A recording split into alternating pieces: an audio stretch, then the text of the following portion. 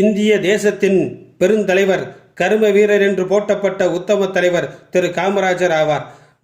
மாணவ பருவத்தில் இந்திய தேசிய காங்கிரஸ் கட்சியில் தன்னை இணைத்துக் கொண்டு சுதந்திர போராட்டங்களில் ஈடுபட்டு பல ஆண்டுகள் சிறையில் அடைக்கப்பட்டார். இந்திய தேசிய காங்கிரஸ் இயக்கத்தில் மாநில தலைவர் பதவியும் தேசிய தலைவர் பதவியும் வகித்தவர். பெருந்தலைவர் திரு காமராஜர் அவர்கள் எம்எல்ஏயாகவும் எம்பியாகவும் இருந்து மக்கள் சேவை ஆற்றியுள்ளார். பெருந்தலைவர் காமராஜர் அவர்கள் தமிழகத்தில் முதல்வராக இருந்த தினம் தமிழகத்தின் பொற்காலம் என்று அழைக்கப்படுகிறது. கிராமங்கள் தோறும் பள்ளிகள் திறக்கப்பட்டன.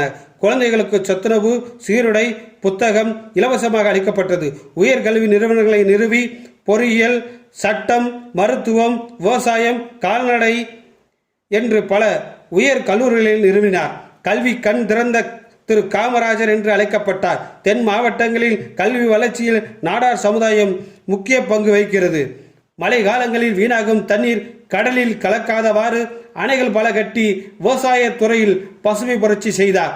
பொதுத்துறை தொழிற்சாலைகள் பல தமிழகத்திற்கு கொண்டு வந்தார். தனியார் தொழில் நிறுவனங்களை ஊக்குவித்தார். மாவட்டம் தோறும் தொழிற்பேட்டைகளை உருவாக்கினார். அனைத்து தரப்பு மக்களுக்கும் வேலைவாய்ப்பு அளிக்கப்பட்டது. பல முதலமைச்சர்களையும் பல பிரதமர்களையும் உருவாக்கும் ஜாம்பவனாக விளங்கினார். இந்திய அரசியல் கிங் மேக்கர் என்று அழைக்கப்பட்டார். தனக்கென வாழாது பிறர்க்காக வாழ்ந்த உத்தம தலைவனை போற்றி புகழ்ந்தால் மட்டும் போதாது, அவர் பாதையை பின்பற்றி நடக்க வேண்டும். நன்றி, வணக்கம்.